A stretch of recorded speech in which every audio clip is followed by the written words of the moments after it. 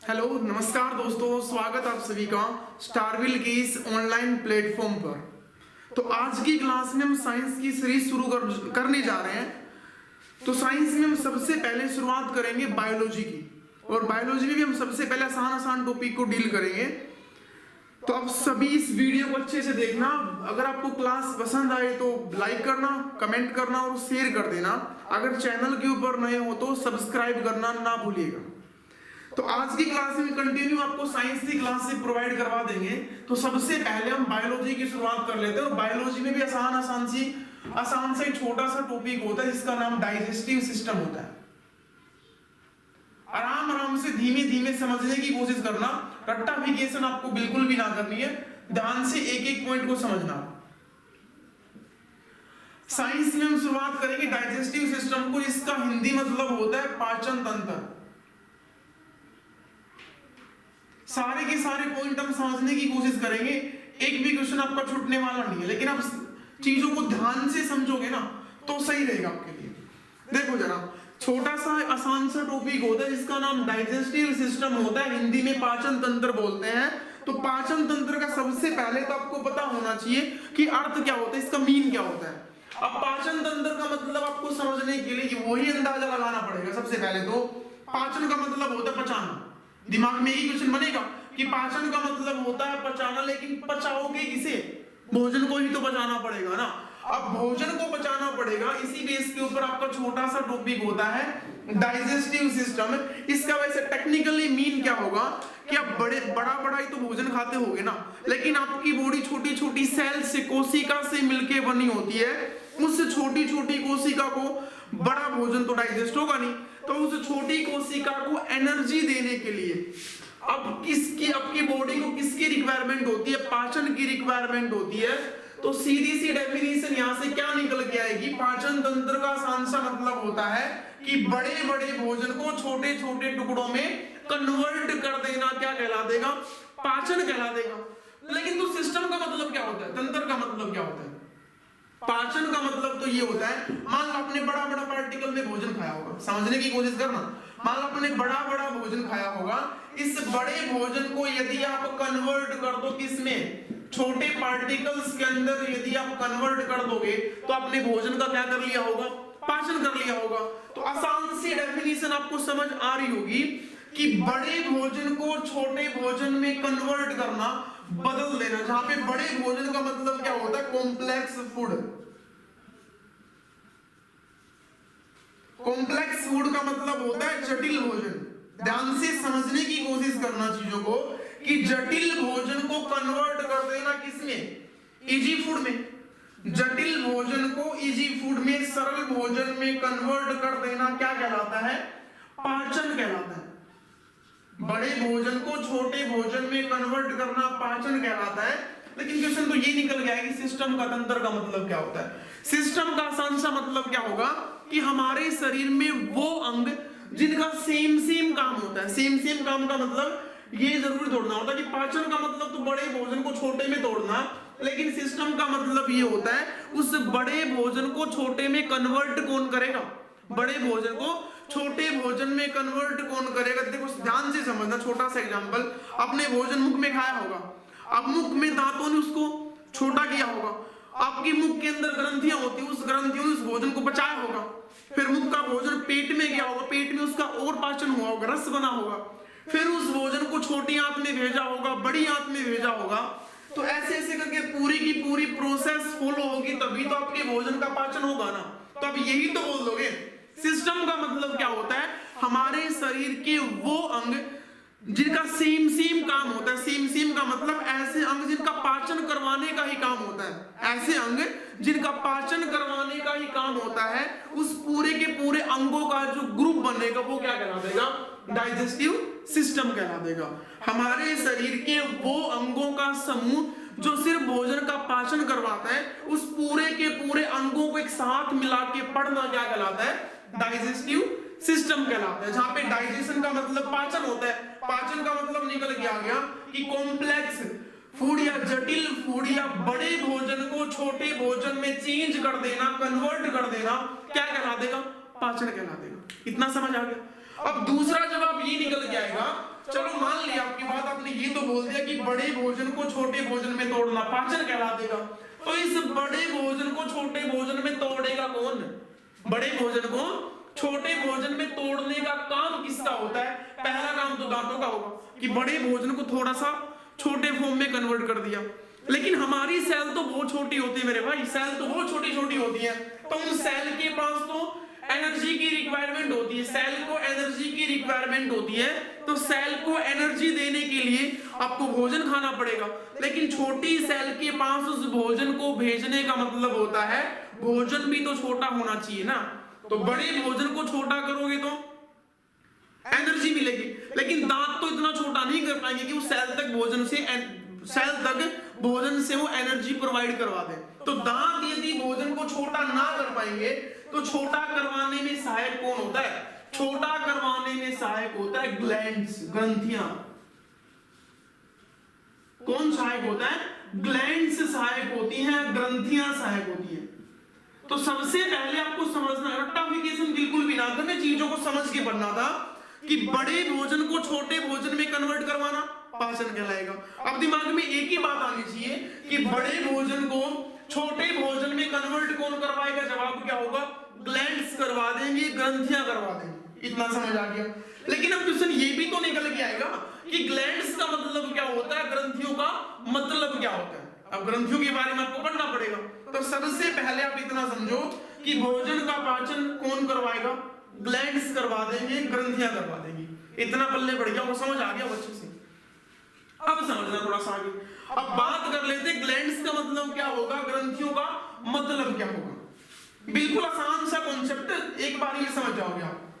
एक बात आप सबसे पहले याद रखो कि बड़े भोजन को छोटे भोजन में कन्वर्ट करवाना पाचन तो कहला देगा। और हमारे शरीर के वो अंग जिनका पाचन करवाने का ही काम होता है, उन सभी को एक साथ मिला के पढ़ना क्या कहला देगा? पाचन तंत्र कहला देगा, डाइजेस्टिव सिस्टम कहला देगा। अब हम बात कर लेते हैं, अब हम बात कर लेंगे कि ग्लैंड्स का मतलब क्या होता है। ग्लैंड्स का मतलब हमें जानने के लिए क्या करना पड़ेगा? सबसे पहले ग्लैंड्स के बारे में पढ़ना पड़ेगा। अब ये भी तो पता होना चाहिए ग्लैंड्स का मतलब क्या होता है, ग्रंथियों का मतलब क्या होता है। दोनों मीडियम के अंदर चलेंगे, बाइलिंगुअल चलेगा, लैंग्वेज की किसी को कोई भी दिक्कत ना आएगी। अब ध्यान से चीजों को समझने की कोशिश करना कि ग्लैंड्स का मतलब क्या होता है। अब देखो, अब ग्लैंड्स की मैं एक लाइन में छोटी सी डेफिनेशन बोलना चाहूं तो क्या बनेगी? हमारे शरीर के वो अंग जो कोई ना कोई केमिकल पदार्थ बनाते रहते हैं। ध्यान से सुनना मेरी बात। हमारे शरीर के वो अंग जो कोई ना कोई केमिकल पदार्थ बनाते रहते हैं, वो अंग ही क्या होते हैं? हमारे ग्रंथि होते हैं।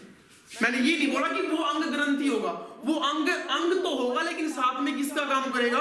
ग्रंथि का काम करेगा। फॉर एग्जाम्पल मान लो लीवर की बात कर लेते हैं। लीवर हमारे शरीर का सबसे बड़ा अंग भी होता है। अब लीवर एक रस बनाते, एक जूस बनाता है, इसका नाम बाइल जूस होता है, पित्त रस बनाएगा।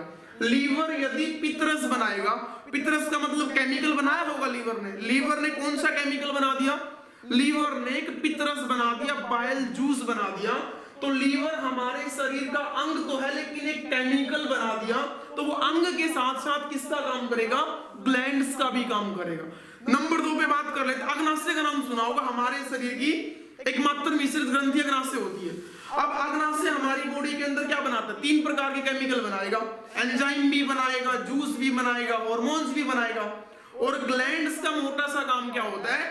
हमारे शरीर के वो अंग जो कोई रसायन बना दे, केमिकल बना दे, तो वो अंग तो होगा ही होगा, साथ में वो अंग किसका काम करेगा? ग्लैंड्स का काम करेगा, ग्रंथि का काम करेगा। और भोजन का पाचन कौन करवाता है? ग्रंथियां करवाती हैं, ग्लैंड्स करवाती है। अब समझने की कोशिश करना, छोटी छोटी बात समझ लो, फिर हमारा टॉपिक तो शुरू कर ही लेंगे हम। ग्रंथियों की डेफिनेशन क्या होती है? हमारे शरीर के वो अंग, वो ऑर्गन्स होते हैं, वो अंग होते हैं जो क्या बनाते हैं? हमारे शरीर के वो अंग जो क्या बनाते? कोई ना कोई केमिकल बना देंगे। क्या बना देंगे? कोई ना कोई केमिकल बना देंगे। केमिकल का मतलब कोई ना कोई रसायन बनाएंगे। चीजों को ध्यान से समझना। ग्लैंड्स की बात हम समझे एक ही लाइन में, तो हमारे शरीर के वो अंग जो कोई ना कोई केमिकल या रसायन बनाते हो, कोई ना कोई केमिकल या रसायन बनाते हो। अब आपने ये तो समझ लिया केमिकल बनाएंगे, लेकिन आप ये पूछोगे कि वो केमिकल क्या होता है? ये भी तो क्वेश्चन बनना चाहिए ना। हमारे शरीर के वो अंग जो कोई ना कोई केमिकल बनाएंगे, तो वो अंग तो होगा लेकिन साथ में वो अंग क्या कहला देगा? ग्लैंड्स कहला देगा, ग्रंथि कहला देगा। अब रसायन तो बना देगा, चलो मान लिया आपकी बात, आपने ग्लैंड्स का मतलब ये तो बता दें, केमिकल बनाएगा वो अंग ग्लैंड्स कहला देगा। लेकिन केमिकल कौन कौन सा होता है? वो केमिकल 3 प्रकार का बनेगा। कितने प्रकार का बनेगा? 3 प्रकार का केमिकल बन सकता है। 3 प्रकार का केमिकल कौन कौन सा होगा समझना। या तो केमिकल एंजाइम होगा, या तो केमिकल क्या होगा? एंजाइम होगा, या तो वो केमिकल जूस होगा, जिसको रस बोलते हैं, पीने वाला जूस नहीं है, या तो वो केमिकल आपका हार्मोन्स होगा।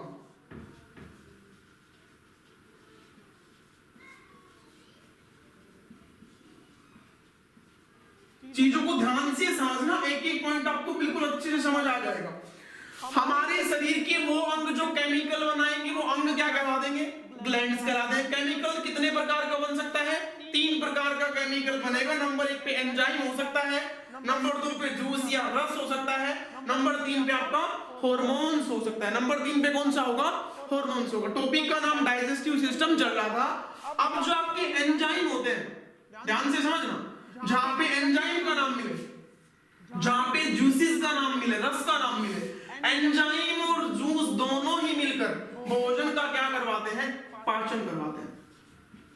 एंजाइम और जूस दोनों मिलकर भोजन का पाचन करवाते हैं, लेकिन हार्मोन्स हमारे भोजन का पाचन नहीं करवाते। केमिकल 3 बनेंगे, लेकिन उनमें से जो आपका केमिकल हार्मोन्स बनेगा वो भोजन का पाचन नहीं करवाएगा। तो क्या करवाएगा? जो हार्मोन्स होते हैं ना, वो ग्रोथ एंड डेवलपमेंट करवाते हैं, बॉडी की वृद्धि और विकास करवाते हैं। चीजों को ध्यान से समझने की कोशिश करना एक बारी। हार्मोन्स भोजन का पाचन नहीं करवाते, तो भोजन का पाचन कौन करवाते हैं? एंजाइम करवाते हैं और जूस करवाते हैं। लेकिन हार्मोन्स भोजन की वृद्धि, हार्मोन्स हमारी बॉडी की वृद्धि और विकास में सहायक होते हैं, ग्रोथ एंड डेवलपमेंट में सहायक होते हैं। अब समझने की कोशिश करना, यदि केमिकल 3 प्रकार का बन गया, 3 प्रकार का केमिकल, एंजाइम बन गया, जूस बन गया, हार्मोन्स बन गया, इतना सभी को समझ आ गया होगा। 3 प्रकार का केमिकल, लेकिन इन 3 प्रकार के केमिकल में से कितने केमिकल ही भोजन का पाचन करवाएंगे? 2 केमिकल। फर्स्ट ऑफ ऑल पे एंजाइम होगा, देन सेकंड पे कौन सा होगा? जूस होगा। लेकिन 3 नंबर पे आपका हार्मोन्स होता है, वो भोजन का पाचन नहीं करवाता। टॉपिक हमारा पाचन तंत्र, तो क्या हमें हार्मोन्स के बारे में पढ़ना पड़ेगा? नहीं पढ़ना पड़ेगा। तो हमें पढ़ना किसके बारे में पड़ेगा? अभी के लिए पढ़ना पड़ेगा एंजाइम के बारे में, और दूसरा जूस रस के बारे में पढ़ना पड़ेगा, क्योंकि दोनों ही भोजन का क्या करवा देंगे? पाचन करवा देंगे। अब इन्हीं 3 केमिकल के बेस के ऊपर हमारी ग्रंथियां टोटल कितने पार्ट में डिवाइड हो जाती हैं? 3 पार्ट के अंदर डिवाइड हो जाती है। यहीं पर आपको याद हो जाएगा। देखो समझो एक बारी, कि बड़े भोजन को छोटे भोजन में कन्वर्ट करवाना क्या कहलाएगा? पाचन कहलाएगा। अब इस बड़े भोजन को छोटे भोजन में कन्वर्ट कौन करवाएगा? ग्लैंड्स, ग्रंथियां करवाएंगी। अब दूसरा जवाब आपका ये निकलेगा कि ग्लैंड्स की डेफिनेशन क्या होती है? ग्लैंड्स आप बोलो किसे के, किसको आप ग्रंथि बोल दोगे? तो हमारे शरीर के वो अंग जो कोई ना कोई केमिकल पदार्थ का सिक्रेशन करते हैं, हमारे शरीर के वो अंग जो कोई ना कोई केमिकल पदार्थ बनाते हैं, तो वो अंग तो होंगे, लेकिन साथ में क्या कहलाएंगे? वो ग्लैंड्स कहला देंगे, ग्रंथि कहला देंगे। अब वो अंग यदि आपका केमिकल बनाएगा, तो केमिकल कौन सा होगा? वो केमिकल आपका हो सकता है या तो एंजाइम होगा, या तो जूस होगा, या तो आपका हार्मोन्स होगा। याद हो गया होगा सभी को।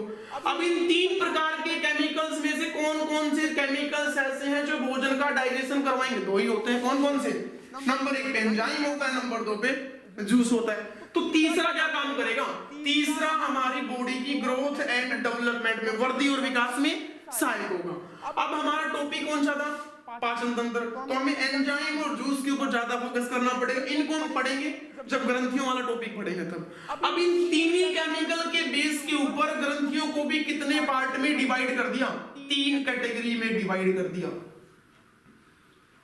कितने कैटेगरी के अंदर डिवाइड कर दिया? 3 टाइप्स के अंदर इनको डिवाइड कर दिया। ग्रंथियां कितने प्रकार की होती हैं? 3 प्रकार की ग्रंथियां होती हैं। 3 प्रकार की ग्रंथियों को पढ़ेंगे। एक बार इसका स्क्रीनशॉट लेके इसे नोट कर लो अच्छे से। केमिकल बनेगा, केमिकल एंजाइम बनेगा, जूस बनेगा और हॉर्मोन्स बनेगा। धीमे धीमे चीजों को समझने की कोशिश करना, सब कुछ आपको अच्छे से समझ आ जाएगा, टेंशन लेने की जरूरत है नहीं बिल्कुल भी।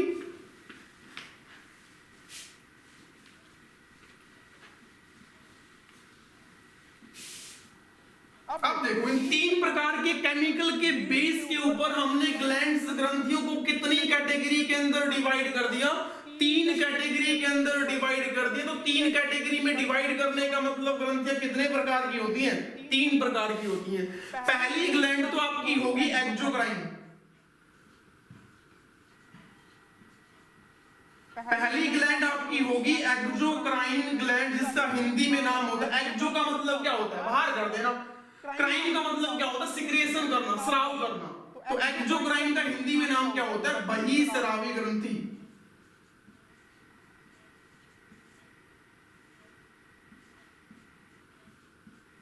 एक्सोक्राइन का हिंदी नाम क्या होता है, बहिस्रावी ग्रंथि होती। ग्रंथियां 3 टाइप की होती। नंबर 1 पे तो कौन सी होगी, एक्सोक्राइन होगी। नंबर 2 पे आपकी कौन सी ग्रंथि होगी, नंबर 2 पे आपकी ग्लैंड होगी एंडोक्राइन।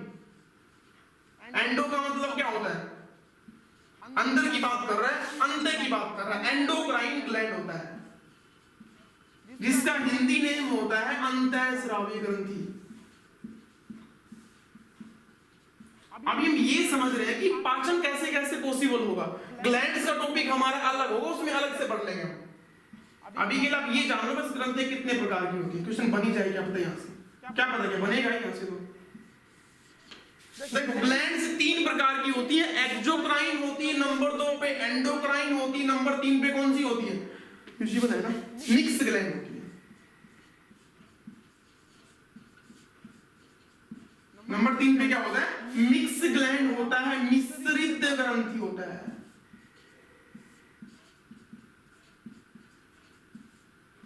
देखो अब दिमाग के अंदर इसको मेमोराइज करो, जल्दी याद होगा। ग्रंथियां कितने प्रकार की होती हैं, केमिकल बनाएगा वो क्या होगा, ग्रंथि। कोई भी अंग है, अगर वो अंग केमिकल बना देगा ना, तो वो अंग किसका काम करेगा, ग्रंथि का काम करेगा। अब अंग यदि ग्रंथि का काम करेगा तो ग्रंथि तो आपने बोल दिया केमिकल तो बनेगा, लेकिन वो केमिकल कितने टाइप का बनेगा, 3 टाइप का बनेगा। या तो एंजाइम बनेगा, या तो जूस बनेगा, या तो हॉर्मोन्स बनेगा। अब उन 3 केमिकल के बेस के ऊपर ही हमने ग्रंथियों को कितनी कैटेगरी में डिवाइड कर दिया, 3 कैटेगरी में डिवाइड कर दिया। फर्स्ट ऑफ ऑल कौन सा होगा, एक्सोक्राइन ग्लैंड, बहिस्रावी ग्रंथि। नंबर 2 पे एंडोक्राइन ग्लैंड, अंतःस्रावी ग्रंथि। नंबर 3 पे मिक्स ग्लैंड, मिश्रित ग्रंथि होती है। अब इनकी डेफिनेशन भी तो पता होनी चाहिए ना, कि एंडो का मतलब क्या होगा, एक्सो का मतलब क्या होगा। कोई भी ग्रंथि मान लो, यहाँ पे कोई भी ग्रंथि है। बही का मतलब क्या होता है, बाहर होता है। स्राव का मतलब क्या होता है, निकाल देना उसको। तो ऐसी कोई भी ग्रंथि होगी जिसने कोई भी केमिकल बनाया होगा, ऐसी केमिकल कौन सा बनेगा भी जानेंगे, लेकिन ऐसी कोई भी ग्रंथि होगी जिसने केमिकल बनाया होगा और बनाने के बाद अपने में से उसको बाहर निकाल दे। ऐसी ग्रंथि जो कोई भी केमिकल को बना ले और बनाने के बाद उस केमिकल को अपने से सिक्रेशन कर दे, अपने से बाहर निकाल दे, उस ग्रंथि को हम क्या बोल देंगे, बहिस्रावी ग्रंथि बोल देंगे, एक्सोक्राइन ग्लैंड बोल देंगे। तो ऐसी ग्रंथि, ये डक्ट वाली ग्रंथियां होती है, ऐसी ग्रंथि जिनमें डक्ट होती है, नलिकाएं होती है। तो कोई भी केमिकल बना के उसे नलियों के थ्रू यदि वो बाहर निकाल, अपने से बाहर निकाल देगी, तो वो ग्रंथि कौन सी हो जाएगी, बहिस्रावी ग्रंथि होगी। एंडो की बात कर रहे थे, ये मान लो एंडोक्राइन ग्लैंड होगी। अंदर का मतलब क्या होता है, अंदर ही रख लेना। स्राव का मतलब क्या होता है, अंदर ही उसका स्राव करना, अपने अंदर ही बनाया होगा और अपने अंदर ही उसको रख ले। इन ग्लैंड के पास क्या नहीं होती, नलिकाएं नहीं होती हैं। अंतःस्रावी ग्रंथियों के पास क्या नहीं होती, नलिकाएं नहीं होती हैं, डक्ट नहीं होती हैं। तो अंतःस्रावी ग्रंथि ने कोई भी केमिकल समझे कौन सा बनाएंगे, कोई भी केमिकल बनाया होगा, लेकिन उस केमिकल को बना के अपने पास ही रख लेगी। उस केमिकल को बना के अपने पास ही रख लेगी। जैसे इनके पास ब्लड आएगा, उसको अपने पास घोल के लेके जाएगा।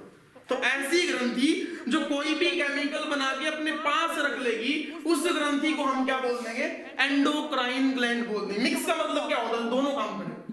ऐसी ग्रंथि जो केमिकल बना के उसका सिक्रेशन बाहर भी करे और अपने पास भी रखे, उस ग्लैंड को हम क्या बोल देंगे, मिक्स ग्लैंड बोल देंगे। समझने की कोशिश करना, डेफिनेशन से क्लियर हो गया नाम से। बही का मतलब बाहर, कहने का मतलब कोई भी केमिकल बना के बाहर करेगी। अंतःस्रावी का मतलब कोई भी केमिकल बना के उसको अपने अंदर रखेगी। और मिक्स का मतलब होता है केमिकल अपने पास भी रहे और केमिकल अपने से बाहर भी भेजे। कौन कौन सा भेजे कि 2 मिनट में जाना है, इतना समझो। अब एक्सोक्राइन को अपने बहिस्रावी बोल दिया, बाहर केमिकल को भेजेगी, तो एक्सोक्राइन ग्लैंड कौन कौन सा केमिकल बनाएगी? एक्सोक्राइन ग्रंथि आप किसे बोलोगे? हमारे शरीर की वो ग्रंथि जो क्या क्या बना दे, हमारे शरीर की वो ग्रंथि जो एंजाइम भी बना दे, हमारे शरीर की वो ग्रंथि जो एंजाइम भी बना दे और प्लस में क्या बना दे? जूस, रस भी बना दे। हमारे शरीर की वो ग्रंथि जो एंजाइम और जूस दोनों ही चीजें बना दे, तो वो ग्रंथि कौन सी हो जाएगी? बहिस्रावी ग्रंथि हो जाएगी, एक्सोक्राइन ग्लैंड हो जाएगी। समझ पा रहे हो? 3 केमिकल बने थे, उन 3 केमिकल में से 2 केमिकल कौन सी ग्रंथि बनाएगी? बहिस्रावी। अगर कोई ग्रंथि एंजाइम और रस दोनों ही चीजें बना रही है, तो वो ग्रंथि कौन सी है? एक्सोक्राइन ग्लैंड है। अब एंडोक्राइन की डेफिनेशन क्या होगी? कोई भी चीज बना के अपने पास रखेगी, तो एंडोक्राइन ग्लैंड कौन सी होती है? ऐसी ग्रंथि जो क्या बना दे? सिर्फ हार्मोन्स बना दे। ऐसी ग्रंथि जो क्या बना दे? सिर्फ हार्मोन्स बना देगी। उस ग्रंथि को हम क्या बोल देंगे? एंडोक्राइन ग्लैंड बोल देंगे, अंतःस्रावी ग्रंथि बोल देंगे। और मिश्रित ग्रंथि का मतलब क्या होता है? मिक्स चलेगा इसमें सब कुछ। ऐसी ग्रंथि जो एंजाइम भी बना दे, प्लस में जूस, रस भी बना दे, और प्लस में क्या बना दे? हार्मोन्स भी बना दे। क्या बना दे?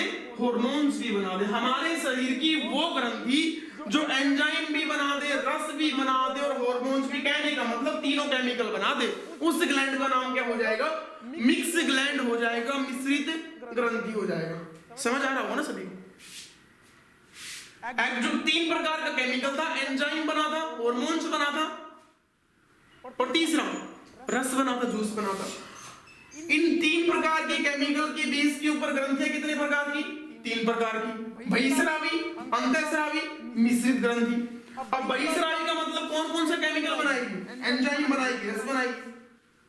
अंतःस्रावी का मतलब हार्मोन्स बनाएगी। मिक्स ग्लैंड का मतलब तीनों ही चीजें बनाएगी।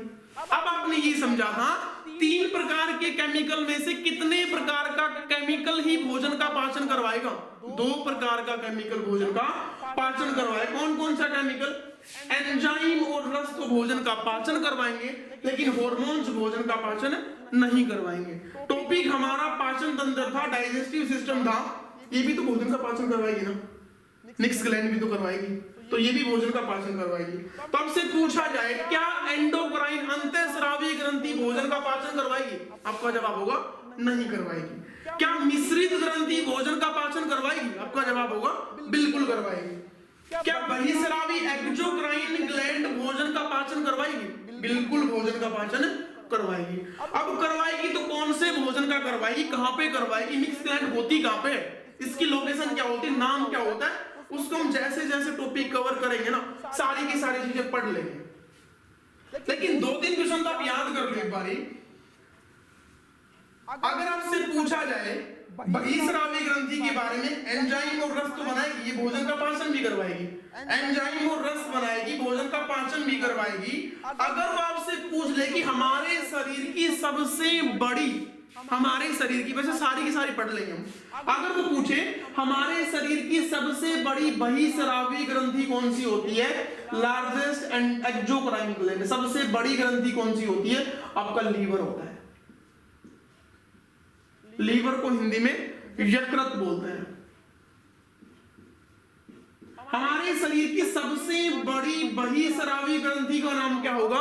लीवर होगा। अगर पूछा जाए बड़ी पूछी छोटी भी तो पूछ लेगा ना, स्मॉलेस्ट भी तो पूछेगा ना आपसे। हमारे शरीर की सबसे छोटी बहिस्रावी ग्रंथि कौन सी होती है? आपका जवाब क्या होगा? लैक्राइमल ग्लैंड होता है, जिसको हम टीयर ग्लैंड, आंसू ग्रंथि बोलते हैं, आंसू बनाने वाली ग्रंथि। हमारे शरीर की सबसे बड़ी बहिस्रावी ग्रंथि कौन सी होती है? लीवर, जिसको हिंदी में यकृत बोलते हैं। अगर पूछा जाए हमारे शरीर की सबसे छोटी बहिस्रावी ग्रंथि कौन सी होती है? आंसू बनाने वाली ग्रंथि आंख में होती है, उस ग्रंथि का नाम क्या होता है? लैक्राइमल ग्लैंड होता है।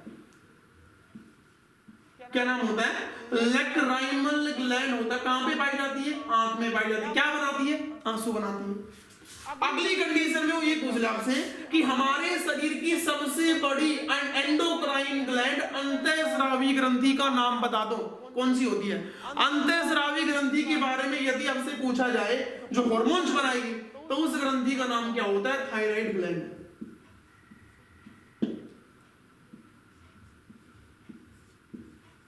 थायराइड ग्लैंड होता है, जिसका नाम होता है हिंदी में थायराइड।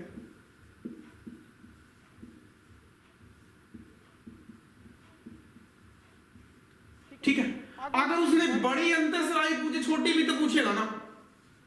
हमारे शरीर की सबसे छोटी अंतःस्रावी ग्लैंड कौन सी होती है? जो ऐसी छोटी ग्रंथि बता दो जो हार्मोन्स बनाती है। सबसे छोटी होती है पीनियल बॉडी का है, पीनियल ग्रंथि। पीनियल काय ग्रंथि होती है, पीनियल बॉडी काय बोलते हैं। जो कहां पे होती है? ब्रेन में। ये कहां पे होती है? गले में होती है। और ये कहां पे होती है? पीनियल काय ग्रंथि हमारे ब्रेन में होती है। अगर आपसे पूछा जाए ना कि सबसे बड़ी अंतःस्रावी ग्रंथि होती, तो कोई डाउट नहीं होगा आपको, थायराइड ग्रंथि बोल दोगे। लेकिन आपसे पूछा जाए सबसे छोटी अंतःस्रावी ग्रंथि कौन सी होती है, आपका जवाब सीधा पीयूष के ऊपर टिक करेगा कि सबसे छोटी कौन सी होती है? पीयूष ग्रंथि होती है। लेकिन सबसे छोटी पीयूष ग्रंथि ना होके सबसे छोटी अंतःस्रावी ग्रंथि कौन सी होती है? पीनियल काय ग्लैंड होती है। अगर वो पूछे ना सेकंड स्मॉलेस्ट ग्लैंड, दूसरी छोटी ग्रंथि कौन सी होगी, तो आपका जवाब क्या होगा? पीयूष ग्रंथि होगा। सबसे छोटी तो आपकी पीनियल काय ग्रंथि होती है, और दूसरी सबसे छोटी कौन सी होती है? पीयूष ग्रंथि होती है। चेक कर लेना अपना, ऑप्शन के ऊपर चेक करना पड़ेगा आपको। अगर आपको ऑप्शन के अंदर मान लो सबसे छोटी पूछा गया और पीनियल ना है, तो आपकी मजबूरी होगी किसके ऊपर टिक करना? पीयूष के ऊपर टिक करना। ठीक है ना। नंबर 3 पे आपसे क्या पूछेगा? सबसे बड़ी हमारी बॉडी की मिक्स ग्लैंड कौन सी होती है? सबसे बड़ी, चाहे तो सबसे बड़ी पूछे, चाहे तो सबसे छोटी पूछे। हमारी मिश्रित ग्रंथि बॉडी में कितनी होती है? सिर्फ एक ही होती है। और एक मिश्रित ग्रंथि का नाम क्या होता है? पैंक्रियाज होता है। पैंक्रियाज ग्लैंड होती है, हिंदी में उसका नाम होता है अग्नाशय ग्रंथि।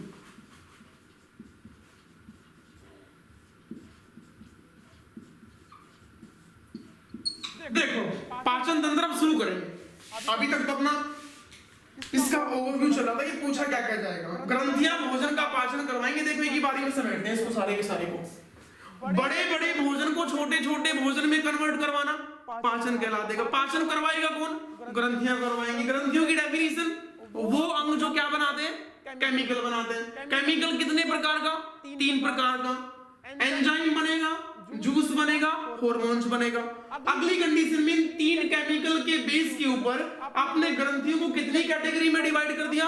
3 कैटेगरी में। फर्स्ट ऑफ ऑल पे एक्सोक्राइन बहिस्रावी, अंतःस्रावी, और तीसरा मिश्रित ग्रंथि। बहि का मतलब बाहर निकालना, कोई भी केमिकल बनाया होगा अपने से बाहर कर देना, बहिस्रावी। अंतःस्रावी का मतलब कोई भी केमिकल बनाया होगा अपने पास ही रख लेना, अंतःस्रावी। मिश्रित का मतलब अपने पास भी रखेगी और अपने से बाहर भी भेजेगी। अब बहिस्रावी ग्रंथि क्या क्या बनाएगी? केमिकल 2 बनाएगी, या तो एंजाइम बनाएगी या तो वो जूस। या का मतलब दोनों ही बनाएगी वो, या नहीं है, एंजाइम भी बनाएगी और वो रस भी बनाएगी, दोनों ही बनाएगी। अंतःस्रावी का मतलब सिर्फ हार्मोन्स बनाएगी। मिश्रित का मतलब मिक्स चल रहा है, तीनों बनाएगी, एंजाइम भी, रस भी, और तीसरा हार्मोन्स भी। इतना क्लियर हो गया होगा। एंजाइम और रस भोजन का पाचन करवाएंगे। क्या बहिस्रावी ग्रंथि भोजन का पाचन करवाएगी? बिल्कुल करवाएगी। क्या अंतःस्रावी करवाएगी? नहीं करवाएगी। क्या मिश्रित ग्रंथि भोजन का पाचन करवाएगी? बिल्कुल करवाएगी। एंजाइम यहाँ पे बनता है और रस भी बनता है। कहां पे करवाएगी वो डील कर लेंगे। अगर पूछा जाए सबसे बड़ी बहिस्रावी ग्रंथि, जवाब क्या होगा? लीवर। लीवर की लोकेशन क्या होती है? टॉपिक में कवर हो जाएगा। सबसे छोटी बहिस्रावी आंसू ग्रंथि, नाम क्या होता है? लैक्राइमल होता है, आंख में पाई जाती है। सबसे बड़ी अंतःस्रावी थायराइड ग्रंथि होती, कहां पे होती है? गले में होती है। सबसे छोटी अंतःस्रावी पीनियल काय ग्रंथि कहां पे होती है? ब्रेन में होती है। दूसरी सबसे छोटी पीयूष होती है। मिश्रित ग्रंथि सिर्फ हमारी बॉडी में एक ही होती है, उसका नाम क्या होता है? पेनक्रियाज ग्लैंड होता है, अग्नाशय ग्रंथि होता है। चाहे तो सबसे बड़ी पूछे, चाहे सबसे छोटी मिश्रित पूछे, अग्नाशय के ऊपर पिक करना पड़ेगा। समझ पा रहे हो? स्क्रीनशॉट ले लो इसका, इस पूरे के पूरे झमेले पे एक बारी नोट कर लो। ग्लैंड्स आपकी कंप्लीट हो गई। अब हम शुरुआत करेंगे पाचन तंत्र की। टॉपिक में छोटी छोटी बातें आपको समझ आ गई होंगी। डाइजेस्टिव सिस्टम अब शुरुआत करें, कहां से शुरू होगा, कौन कौन से ऑर्गन अंगों के बारे में हमें पढ़ना पड़ेगा। तो आज की क्लास में इतना ही करते हैं, बाकी करते हैं नेक्स्ट क्लास में। तब तक के लिए क्लास को अच्छे से देखना, पसंद आए वीडियो तो लाइक करना, शेयर करना, और चैनल पर नए हो तो सब्सक्राइब करना ना भूलिएगा। ठीक है, थैंक यू।